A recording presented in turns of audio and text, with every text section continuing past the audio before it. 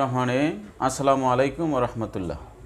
প্রিয় শিক্ষার্থী ভাই ও বোনেরা, আজকে আপনাদের সামনে আমি অ্যানাটমি এবং ফিজিওলজির একটি প্রশ্ন নিয়ে আলোকপাত করব। প্রশ্নটি হচ্ছে describe the digestion absorption of protein. প্রশ্নটি আমি আবারও বলছি, প্রশ্নটি হচ্ছে describe the digestion absorption of protein. প্রশ্নটি জানার আগে আমাদের ডাইজেশন কাকে বলে এবং অ্যাবজর্পশন কাকে বলে এটি অনেক শিক্ষার্থী বন্ধুরাই সঠিকভাবে জানেন না। ডাইজেশন হচ্ছে আমাদের কোনো খাদ্যবস্তু, এটা বড় অণু অর্থাৎ লার্জ ইনসoluble ফুড মলিকুলসকে ব্রেকডাউন করে স্মল ওয়াটার সলুবল ফুড মলিকুলসে পরিণত করার নামই হচ্ছে ডাইজেশন। এক কথায় কোনো খাদ্যবস্তুর বড় অণুকে ভেঙে ছোট অণুতে পরিণত করে এটি অ্যাবজর্পশনের উপযোগী করাকেই ডাইজেশন বলা হয়। তো আমরা যখন প্রোটিন হিসেবে মাছ, মাংস, ডিম ইত্যাদি খাবো, এগুলো কোথায় কোথায় ভেঙে অ্যাবজর্পশনের উপযোগী হবে সেটাই হচ্ছে এই প্রশ্নের মূল কথা। এই ডাইজেশন অফ প্রোটিন এটি তিনটি স্তরে হয়ে থাকে। এক নম্বর স্তর হচ্ছে মুখ, দুই নম্বর স্তর হলো স্টোমাক এবং তিন নম্বর স্তর হলো স্মল ইন্টেস্টাইন।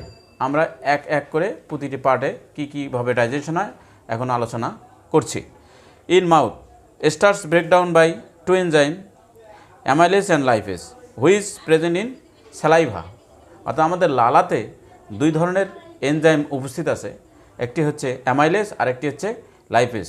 আমাদের মুখের ভিতরেই এই প্রোটিনটি ডাইজেশন বা হজম প্রক্রিয়া শুরু হয়। এই জন্য আমাদের খাদ্যবস্তুগুলোকে বেশি করে চিবায়ে খেতে হয়, কারণ এখানে অ্যামাইলেস এবং লাইপেস এনজাইম এই প্রোটিনটাকে ভাঙা শুরু করে। যদিও এই অ্যামাইলেস এবং লাইপেস এনজাইম প্রোটিনকে খুব অল্প পরিমাণে ভাঙে, এরা ফ্যাট এবং কার্বোহাইড্রেটকে বেশি পরিমাণে ভাঙে। প্রিয় শিক্ষার্থী বন্ধুরা, দ্বিতীয় স্তরটি হচ্ছে স্টোমাক। স্টোমাকে প্রোটিন কীভাবে ডাইজেশন হয়? Hydrochloric acid and protease enzyme break down it into smaller chain of amino acid. প্রোটিনকে হাইড্রোক্লোরিক অ্যাসিড এবং প্রোটিয়েজ নামক এনজাইম এই স্টোমাকের ভিতরে ভেঙে ফেলে। ভেঙে কি করে? Smaller chain of amino acid, ছোট্ট ছোট চেইনের অ্যামিনো অ্যাসিডে পরিণত করে। আর amino acid are joined together by peptides, অর্থাৎ অ্যামিনো অ্যাসিডগুলো পেপটাইডের সঙ্গে যুক্ত অবস্থায় থাকে। Which are broken by protease. এই প্রোটিয়েজ নামক এনজাইম দ্বারা এগুলো ভেঙে যায়। তারপরে এগুলো চলে যায় স্মল ইন্টেস্টাইন। তৃতীয় ধাপ, in small intestine some pancreatic enzyme that is trypsin, chymotrypsin, carboxypeptidase breaking down amino acid chain into individual. স্টোমাকে তৈরিকৃত অ্যামাইনো অ্যাসিড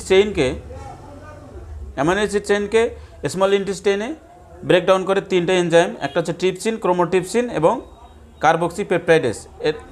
এই অ্যামাইনো অ্যাসিড চেইনকে ব্রেকডাউন করে ইন্ডিভিজুয়াল অ্যামাইনো অ্যাসিডে পরিণত করে। মূলত এই ইন্ডিভিজুয়াল অ্যামাইনো অ্যাসিডে আমাদের স্মল ইন্টেস্টাইন থেকে অ্যাবজর্পশন হয়। প্রিয় শিক্ষার্থী বন্ধু, আমরা এখন পড়ব absorption of protein. Absorption of protein happens in small intestine. Absorption of protein happens in small intestine, অর্থাৎ প্রোটিনের অ্যাবজর্পশনটা স্মল ইন্টেস্টাইনে ঘটে থাকে। The microvilli of small intestine allows maximum absorption of protein into blood stream. Small ইন্টেস্টাইনে যে মাইক্রোভিলাইগুলো আছে এগুলো প্রোটিনকে সর্বোচ্চ পরিমাণে অ্যাবজর্পশন করার সুবিধা বা সর্বোচ্চ পরিমাণে অ্যাবজর্পশন করিয়ে থাকে। And transport to the cell in other parts of the body, এবং এগুলো ব্লাড থেকে শরীরের অপর অংশে ট্রান্সপোর্ট বা পরিবহন করে নিয়ে যায়। So they can start repairing tissue, এবং তারা সেই অর্গানে পৌঁছে টিস্যুকে রিপেয়ার করতে পারে, অর্থাৎ টিস্যুকে পুনরায় মেরামত করতে পারে। আমাদের অনেক সময় বিভিন্ন টিস্যু ইনজুরিড হতে পারে, সেই সমস্ত ইনজুরিডকে কী করে? রিপেয়ার করে।